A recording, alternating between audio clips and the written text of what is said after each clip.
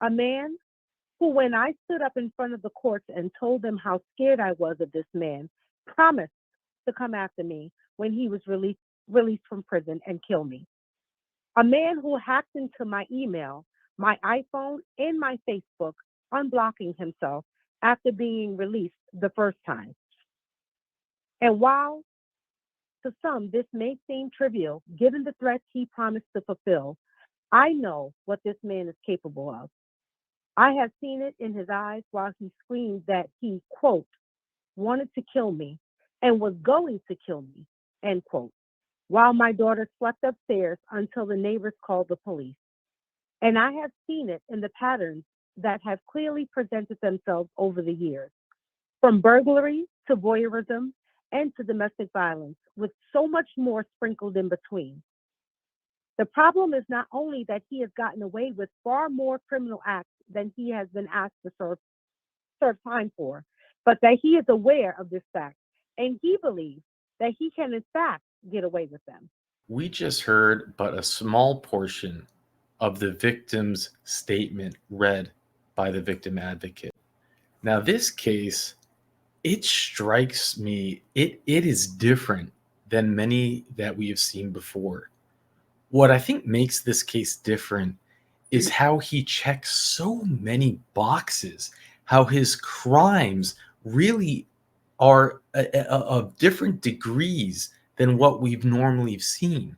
How can it be that you have someone who has risk of injury to a child? We have voyeurism, we have sexual assault, we have violating of a protection order. And these crimes, they go back over a decade. Crime after crime after crime, and slap on the wrist after slap on the wrist after slap on the wrist. He was only given a maximum sentence of 4 years. Peter Christofalski, 354586.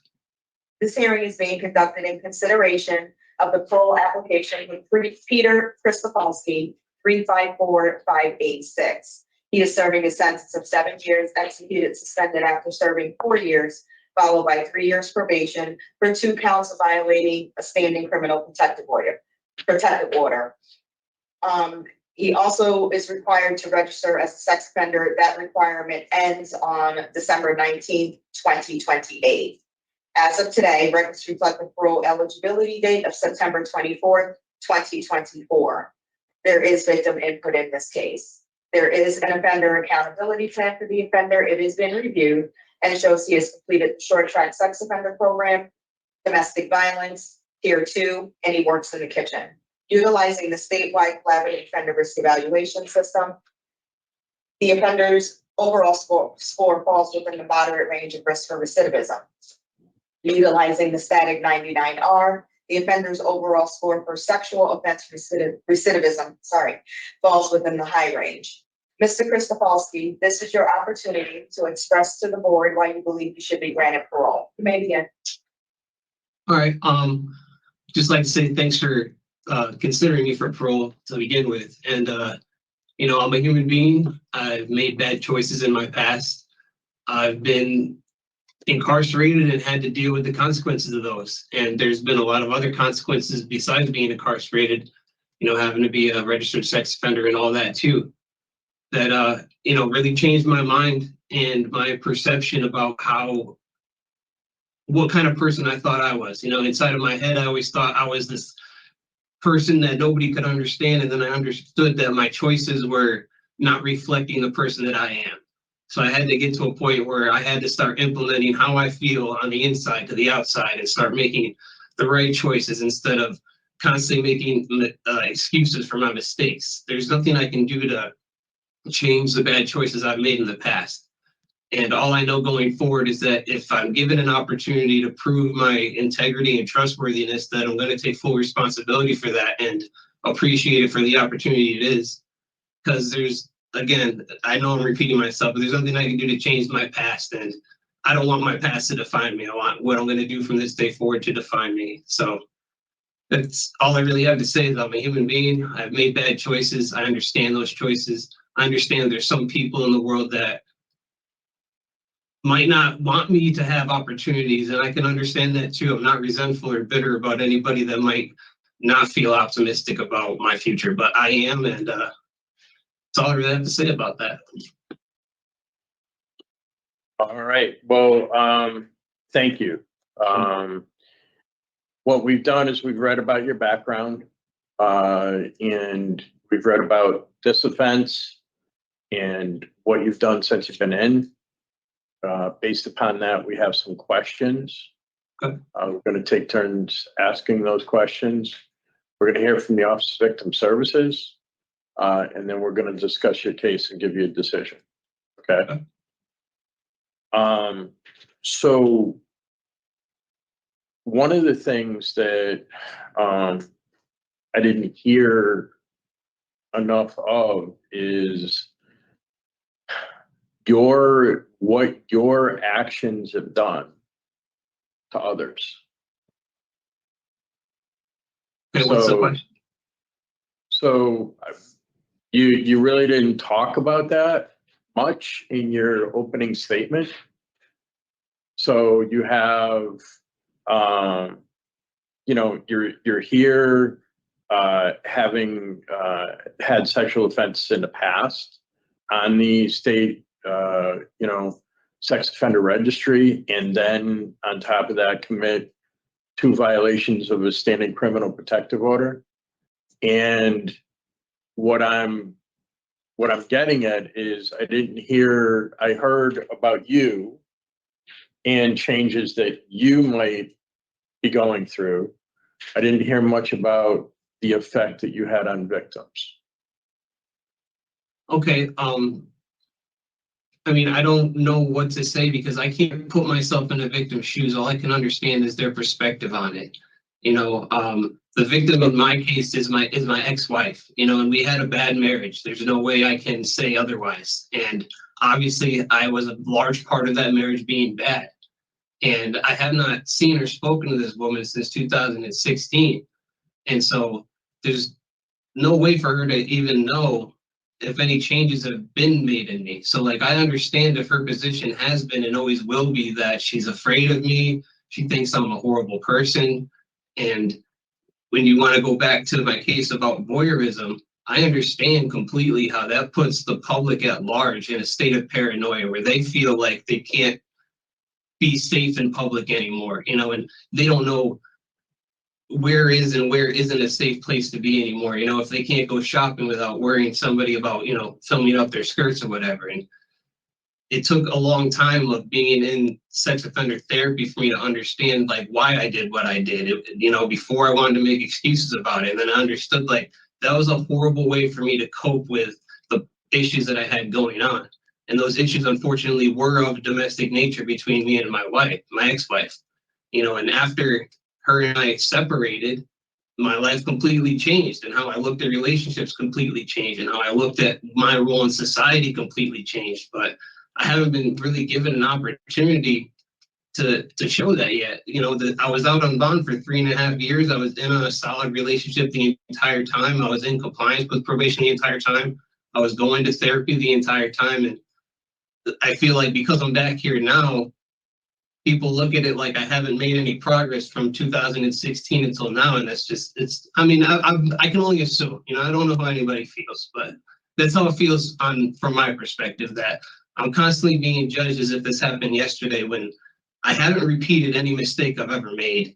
And I haven't given anybody a reason to not want to give me another opportunity. When I violated this protective order, I was home from doing 2 years in jail, not even 4 or 5 months.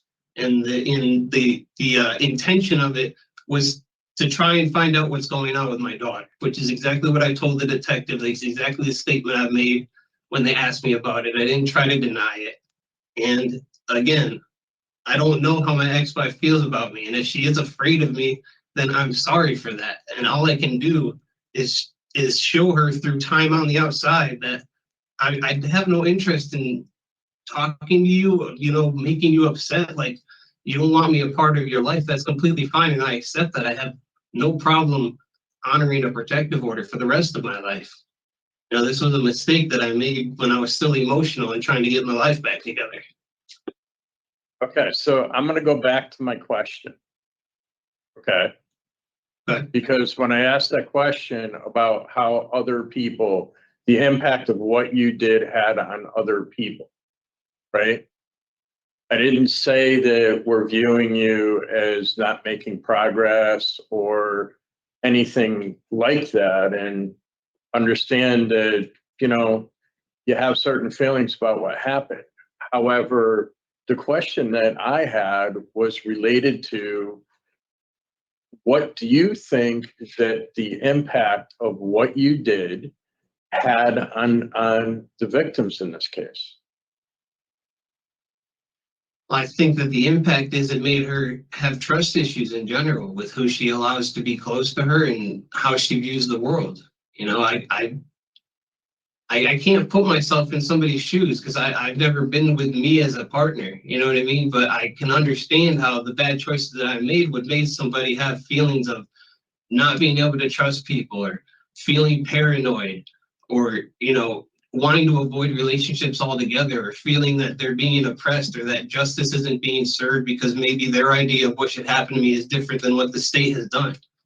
You know, I understand those things and maybe I'm failing at articulating them to you, but like I completely understand how my choices have impacted somebody else's life in a way that wasn't fair to them, that they now have to live with for the rest of their life, as do I.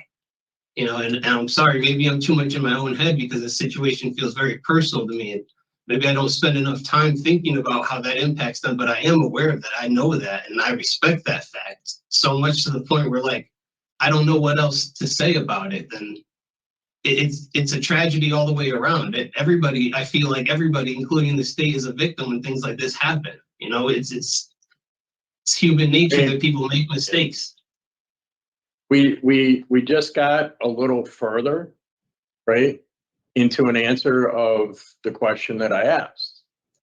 And that's a good thing, because in order for, you know, as a human being, in order for me to understand when I wrong somebody, when I do something wrong, I need to try to put myself in their place and understand that what it was that I did, what kind of effect that had on them, right?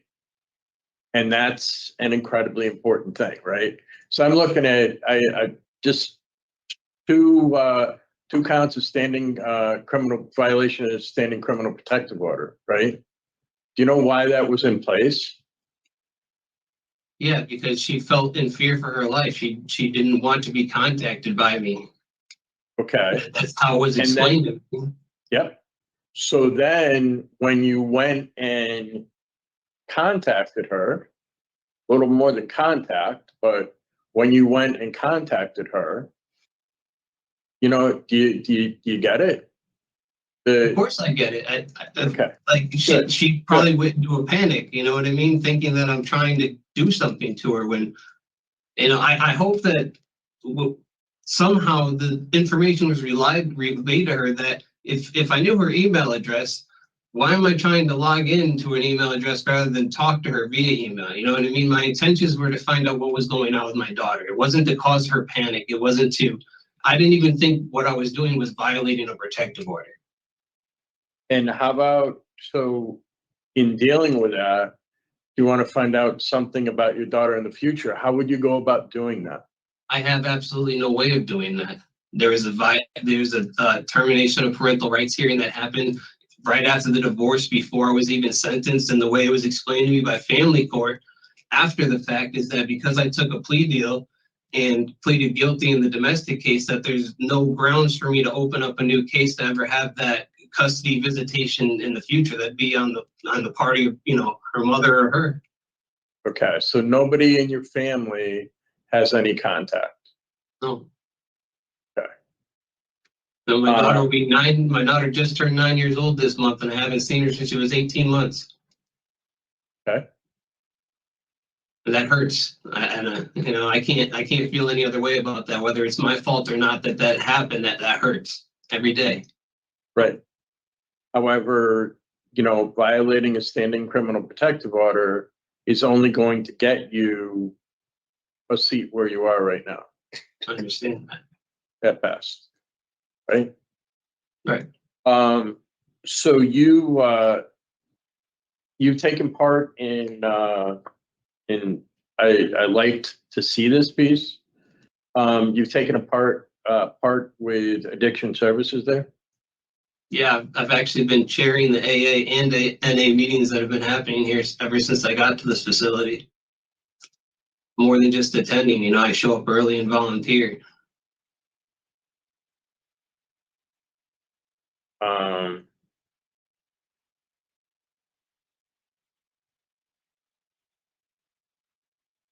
And that's a good thing. In terms of carrying that forward, what do you plan to do for a recovery plan when you're released? I mean, whatever town I wind up in is, I'm going to start going to the meetings out there and get involved with that community. It's kind of a weird cross-reference between people that have sex offenses and people that have addiction past, because we all have a past that maybe we're ashamed of, and that's where I found camaraderie in that, you know, group where we're all trying to better our lives moving forward, and we do that by supporting each other, and that's why it works for me. You know, I do have substance abuse issues here and there. They're not as severe as maybe somebody who's a full-blown drug addict, and I don't even know what really defines that because I've had my own issues, but it's been helpful in more ways than one. So how long have you been sober now? I got sober in September 2022. And, you know, largely for that year, I was just smoking a lot of marijuana. So since then, that's what you've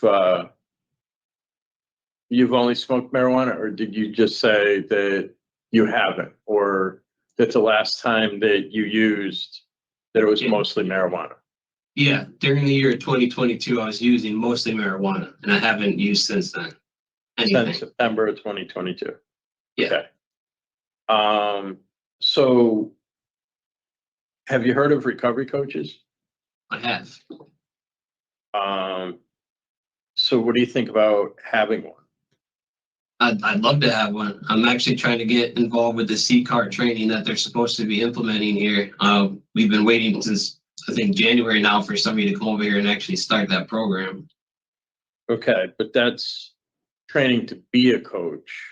Yeah. But you understand that the best coach has a coach? Of course.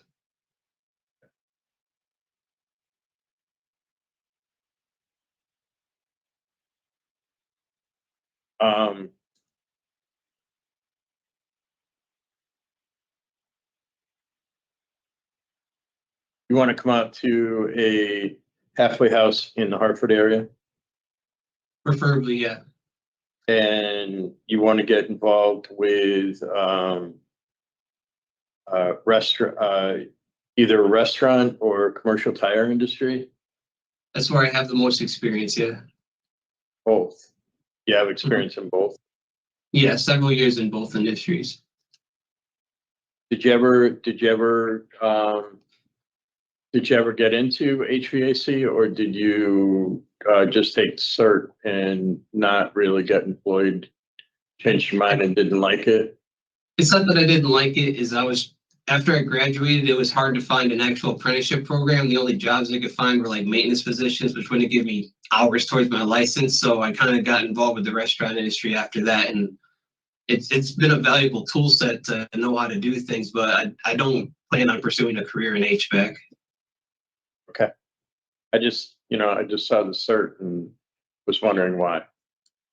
Yeah. So the two things that you have on whether it's out on probation or parole is, you know, that you're on the registry until December 19th of 2028. Yep. And you know what's involved with that because you've been on it before, right? You've complied. Yep. And you know that if you go, what the content of the standing criminal protective order is? Yes.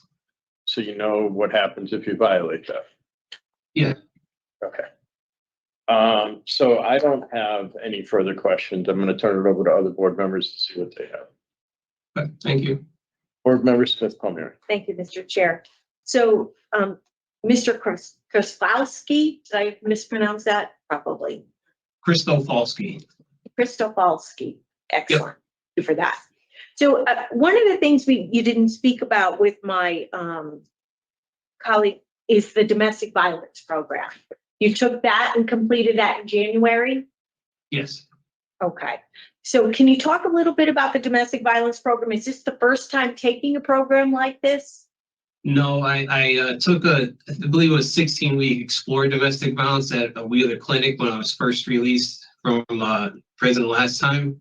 And the same thing with both programs. They were both extremely enlightening onto like what exactly is abuse. You know what I mean? What exactly is a healthy relationship versus unhealthy relationships? Because a lot of the norms in our society make people think that things that are completely out of control are actually normal. And, you know, it definitely changed my perspective on what is a healthy relationship and the things that I want to avoid myself and the things that I don't want in another partner. And a lot of just basically character qualities of people that are indicative of what kind of person they're going to be like in the future. You know, why wait until there's a problem? You know, you should select your partners better and be more conscious of the way you're treating other people in a relationship, of how that makes them feel. Because it was kind of eye-opening to see how some people do feel extremely trapped, like they don't have a way to express how bad their relationship is, and then they need to wait until a catastrophic event to actually bring anything to light, you know. And I feel bad for anybody that's trapped in that situation.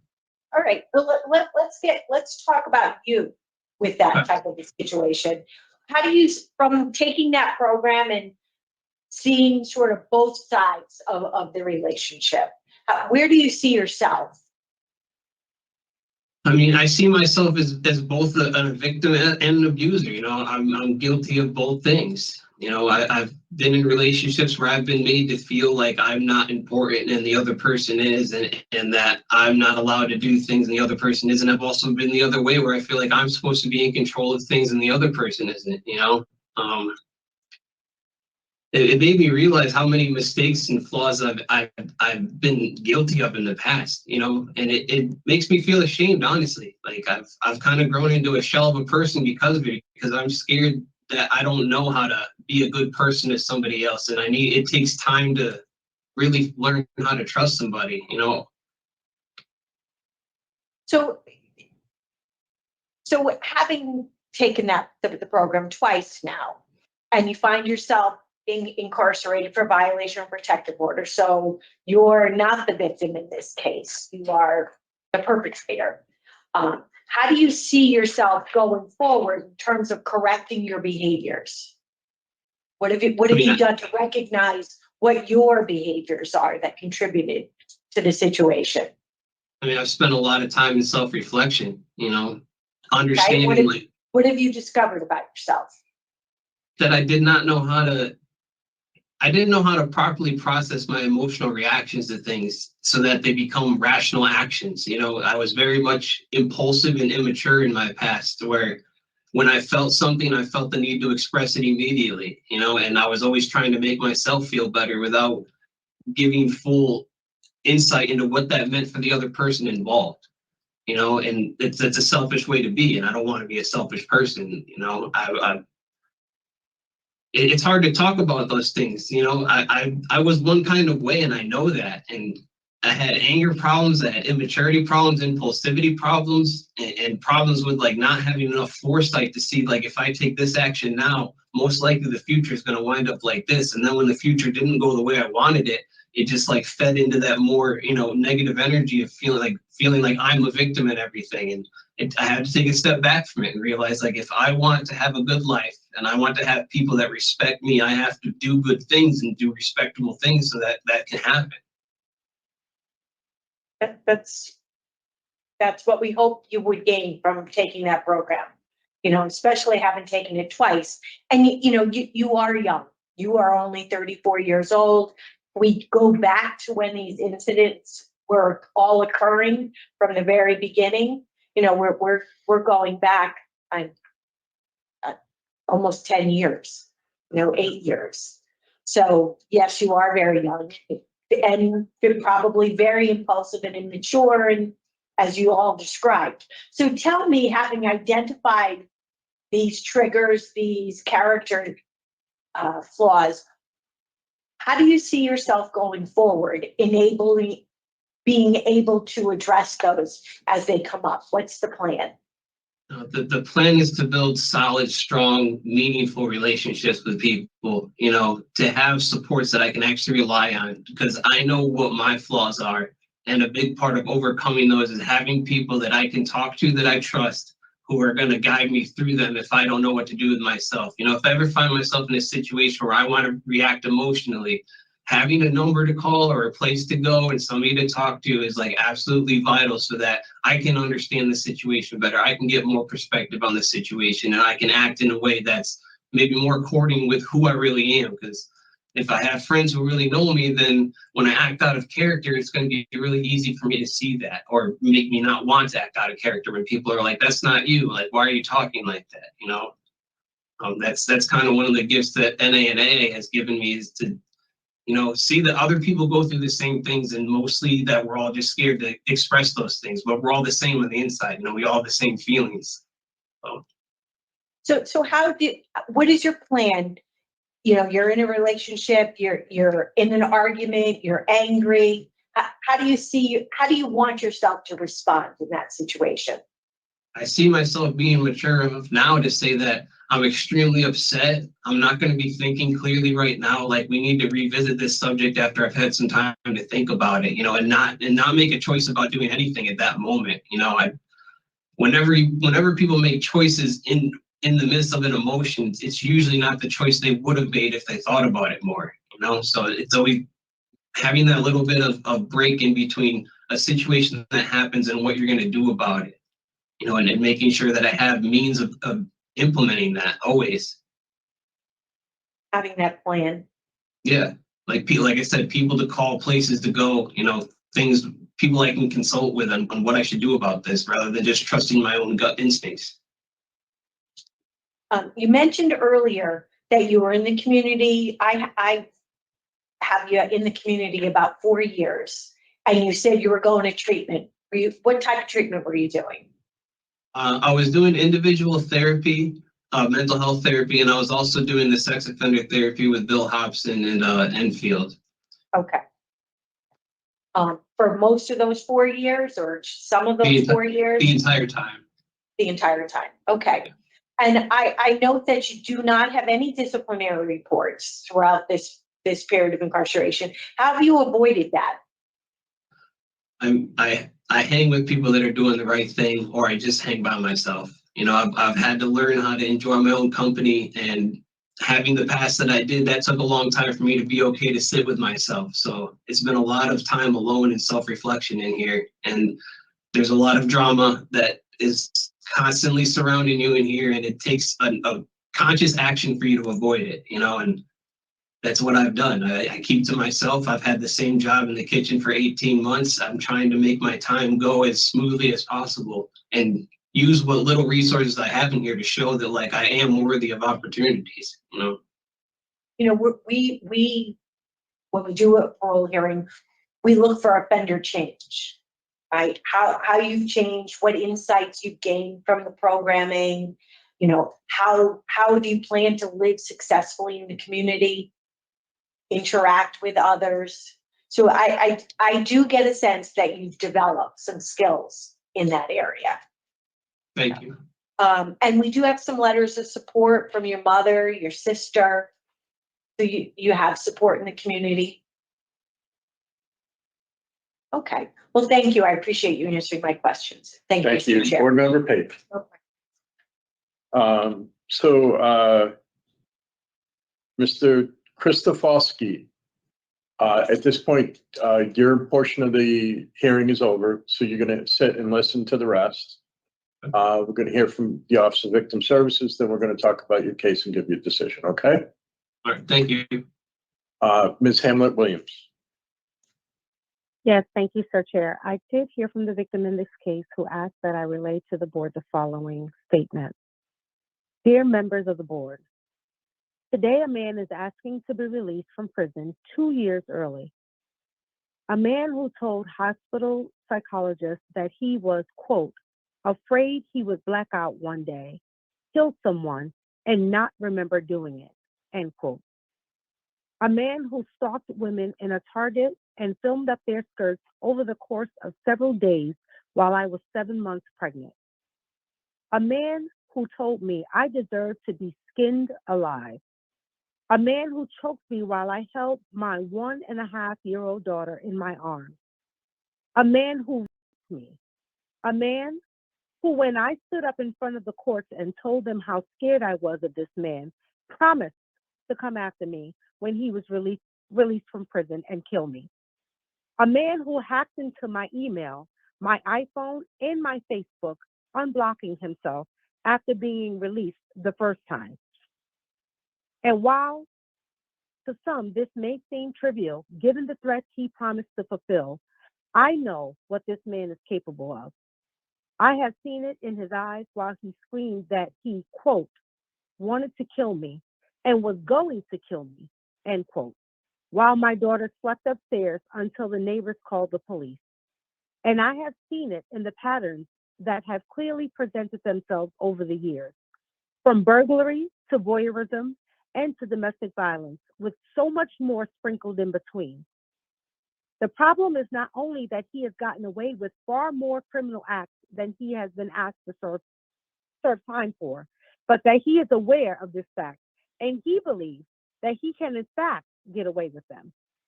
The fact of the matter is that he is an extremely smart, cold, and calculated individual who, luckily for society, makes careless mistakes sometimes. As I sit here today, I know with every part of me that it isn't a matter of if, it's a matter of when with him. And while I pray that this prosecutor was correct in telling me that my fears only happen in movies, I know the reality. And there is not one day that goes by that I am not constantly on edge. Anytime a car follows me for too long, I make a detour. Anytime a car is parked outside of my house, I make note of the make and model and write down as much of the license plate as I can, just in case. I am constantly hypervigilant anytime I leave my house, even after 7 years, because I know what he is capable of, and I don't want to become another statistic. But right now, I have the luxury, to some degree, of telling myself every time I start to panic that he is behind bars and the dangers are lessened. But I also know that it is simply a matter of time before he is released. I know that one day, the on-edginess that I feel when I leave my house is going to morph into fear for my life when he walks through those open prison gates. What I am asking from you today is more time. Simply, I need more time to prepare my life for the day he is released. When the victim advocate called me the day of his sentencing to tell me he would be in prison for 4 years this time, I broke down crying, knowing that I could breathe even just a little easier for a little bit. I could go forward with living some semblance of my life for a little bit. But if this man is released now after serving only 2 years for violating a lifetime criminal protective order, the 2 more years that I thought I had to prepare for that inevitable day would be astronomically reduced. It's simply not enough time. It's not enough time for me to live as peacefully as I can, given all that has happened. And frankly, it's not enough time to prepare for the what if and the just in cases. Please don't take away 2 years away from me and give them to someone who has taken the last 7 years away from me mentally and emotionally. I thank you for your time and your consideration in this matter. Thank you. Thank you, Ms. Hamlet-Williams, and we appreciate very much the input from the victim in this case and in all cases. It's important to hear what the result of some criminal offenses are, the impact that it has on people. So regarding Mr. Kristofalski, he is taken programs, completed the sex offender treatment program, domestic violence tier 2, He has been engaged in 12-step recovery, including chairing meetings at the facility. He's had a position in the kitchen for the last 18 months. And he's had no disciplinary reports during this time. He has an idea based on his background and experience training about going to get employment with restaurant industry or commercial tires, would want the support of a halfway house in the Hartford region. I would be open to hearing what other board members have to say in regard to this case. Board Member Smith on it. Well, thank you. I also would add to what you've put in there that, you know, he was in the community for 4 years. He was attending treatment.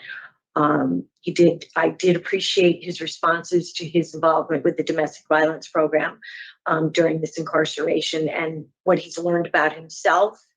And I would clearly say that impulsive, immature, and angry are definitely ways to describe how we've read his prior behaviors.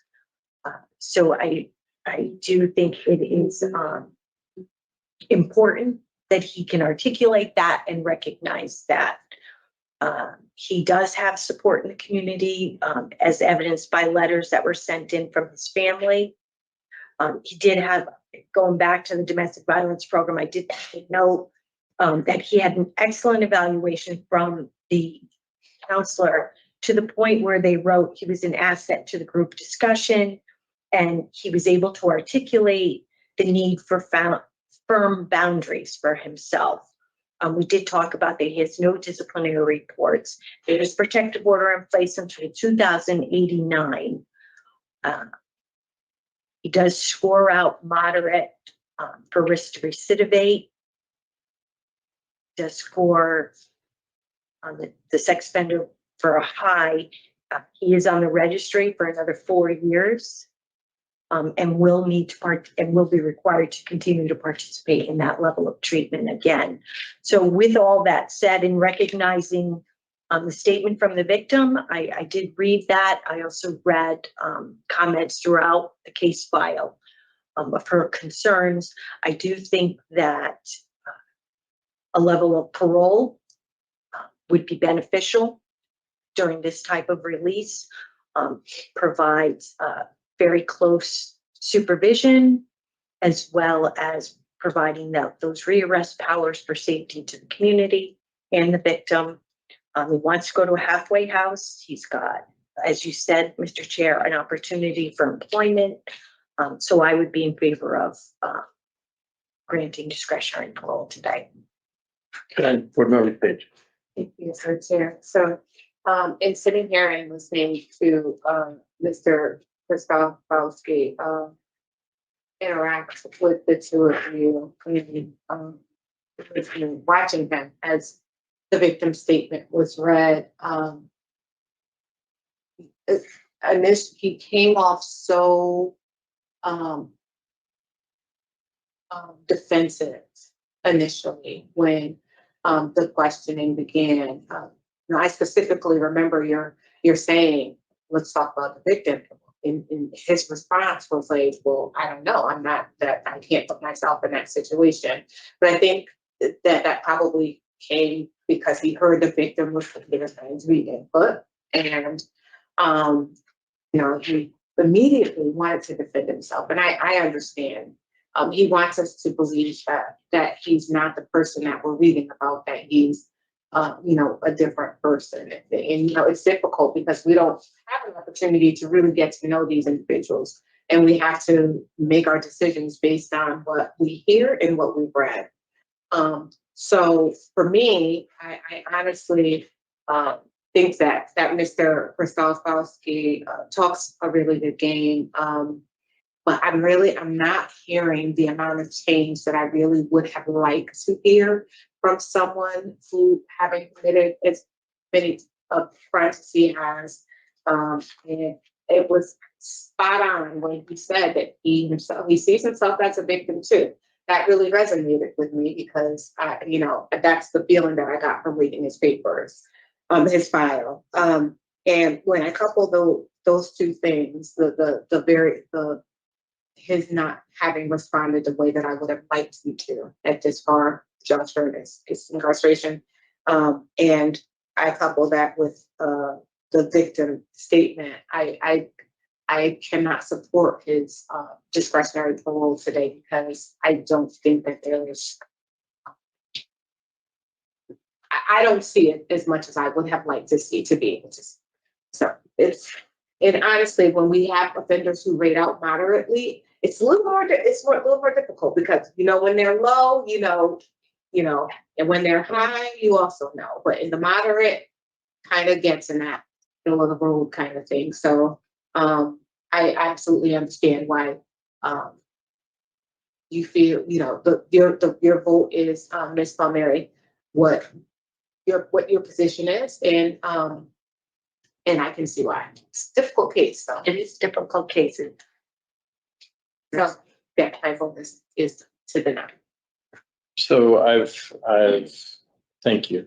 I've listened to, I have my own insights here and definitely wanted to hear more regarding this. And one of the things that, is really important to me is parole supervision in the community. We're Mr. Kristofowski is going to have to go back to treatment for problem sexual behavior. And that being done while on parole for me is a better thing. And as well, Ms. Palmieri brought up the letters of support from people in the community. And such.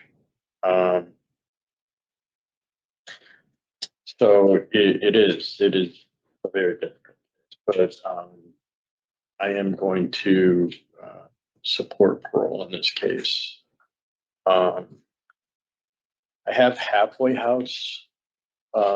Mental health evaluation and treatment is deemed necessary. He was in individual therapy, and I really appreciated board member Page's comments regarding where he is mentally and emotionally. No contact with HK, and that in itself is a standing criminal protective order. So what we actually have to say there, we put it in, but he does that again. He's going back to jail, but he'll have a faster route being on parole. And I have community-based treatment for domestic violence, treatment for problem sexual behavior. Based upon the offense itself, I had put in restriction on pornography. I didn't have. I had the enhanced monitoring.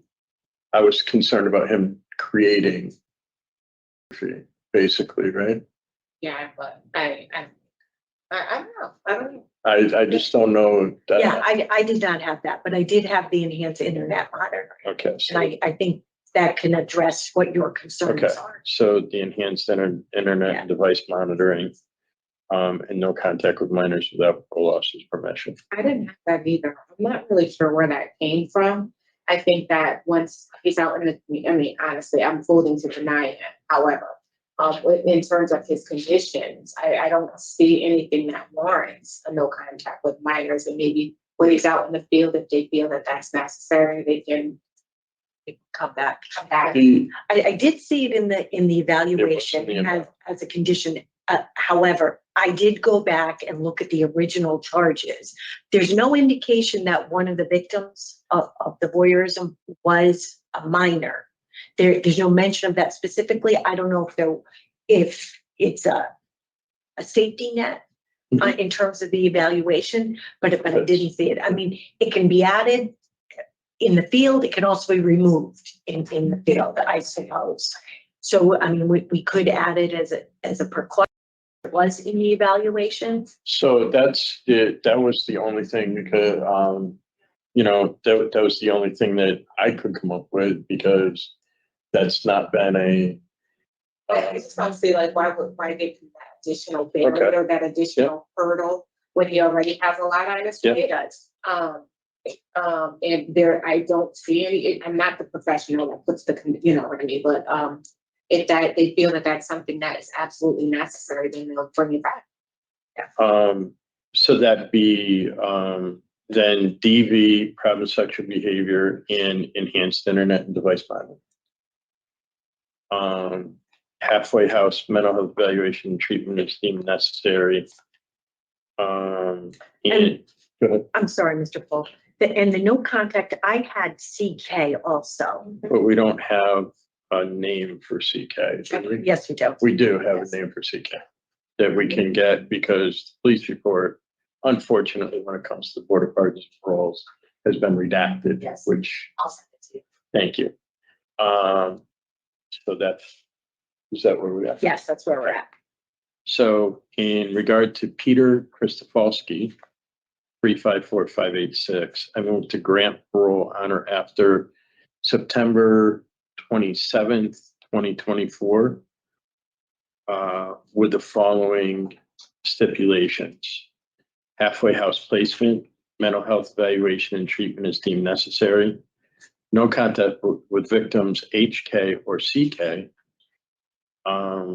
and community-based treatment for domestic violence, problem sexual behavior, and enhanced internet and device monitoring. Is there a second? Second. Those in favor will signify by saying aye. Aye. Those opposed, no. No. And by a vote of 2-1, you've been voted to parole. Your conditions will be explained to you prior to your release. And I would be very cognizant of the victim's statement today. No, like not nowhere near. So, you know, and continue to go out there, and you were out there and you were doing some of the right things. So re-engage in treatment, you know, I hear the desire to change, and I see some action behind it, but you need to continue to do that. Okay. All right, thank you very much. Appreciate it. This concludes the parole hearing for Peter Christofalski, 354586. You're all set, Mr. Christofalski. You'll get all your paperwork next week. Okay, thank you. You know, there's something wrong. This parole board, they blow my mind. They talk themselves into paroling, and we're always an uphill battle when you have Mike Pohl. Mike Pohl is the one that I don't know if he's ever denied anybody, maybe one or two people, maybe, I don't even know. Page and Palmieri, I still can't figure them out. It seems Palmieri and Page kind of like these type of offenders. Sometimes they don't. It's just like it feels like flipping a coin. He's dangerous, and I'll go through his record. There's nothing in his record that would say, yeah, you know, let's give you out, set you out on parole. Not to mention the insult to injury that he only needs to be on the register for 4 years. This is a man who in Target was attempting to film up people's clothes. It was in the news. Now I tried to show the news segment, but because you know these local news channels, it cuts off 15 seconds in every time, no matter what I try to do. But it made the local news. He was in a Target. He put his phone inside like a bucket, put it under in his bottom of his shopping cart, and then would push the shopping cart behind women. And they had it on camera, and they had his license plate, and they went and got him, and they got him a confession. He confessed in the confession room. And then you add it up with all the offenses that he has, not to mention his horrible attitude. his not taking accountability, his defensiveness, all the threats that he made. And it's like, whatever. Let's give you parole. Why not? It blows the mind. Sometimes you need to be punished. That's okay. Sometimes you gotta, protect the it's like in Connecticut, they have a different ideology on what prison sentences are for. But let's go through this record that we have. And keep in mind, Connecticut, we only get 10 years of records. And his first offense starts in 2015, 9 years ago. It's very likely that he has more than this. So he's arrested on September 3rd, 2015 for the voyeurism charge. This is what he was doing when his wife was 9 months pregnant, or his fiance. Sentenced 5 years jail, suspended after 20 months, probation 3 years. Now, it seems that he did spend time in jail there, but the moment he gets out, he's arrested March 20th, 2017. So if it really is suspended after 20 months, it's 24 months. That's almost, it almost seems like to the day kind of that he gets arrested. He gets arrested of risk of injury to a child. He gets another 5-year sentence, suspended after 23 years probation. And by the way, this violated, I believe it violated, anyways.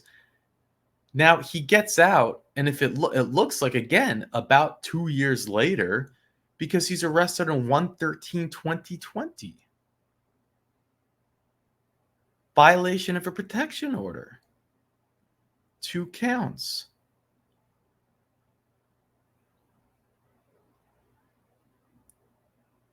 Actually, it's 2 separate. He does violation of a protection order on 5/19/2019, violation of a protection order on 5/28, so 9 days later, 2019, and they finally arrest him, and they give him 42 months, suspended after 2 years, probation 3 years, and then it seems like the moment he gets out, he has this. Another violation of a protection order, which was he actually hacked into her accounts, which is insane, right? And now they're letting him out again. So here is a man who has a range of very scary, like serial type offenses, scary type, the stuff that if something really dangerous goes down, no one's going to say, I couldn't see that coming. No one. Maybe with the parole board, maybe the PhDs, but we sheeple, we see this coming. We see something bad coming. The paradoxal, or the cliche line about repeating the same thing, expecting different results. He literally has a 10-year history of the moment he gets out, getting locked back up.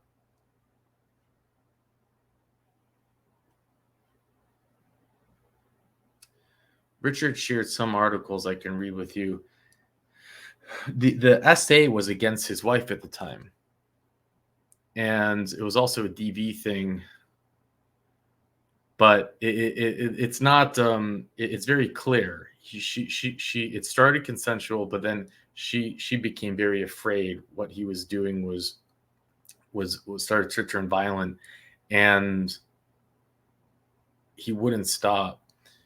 And she texted him the next day, and he responded, and she was able to show that to the police.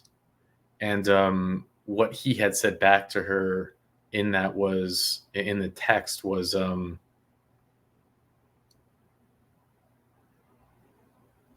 the other night was just me not fighting the monster you've made me into. That's what he wrote her. I have no emotions other than hate and sadness to express anymore. This is what he wrote her. This is what the cops were able to use against him for this charge. The police say the victim's friends confirmed that the victim told them about the SA the next day. The therapist also confirmed that the victim reported the incident during a session. The warrant said the interview on November 15th, Correctional Center, however, he denied the non-consensual. There weren't also mentions in arrest for voyeurism charges in September of 2015 when he filmed up the skirts. Who does that? Like, who does that? And he's only on the registry for 4 years. Oh yeah, that makes a lot of sense.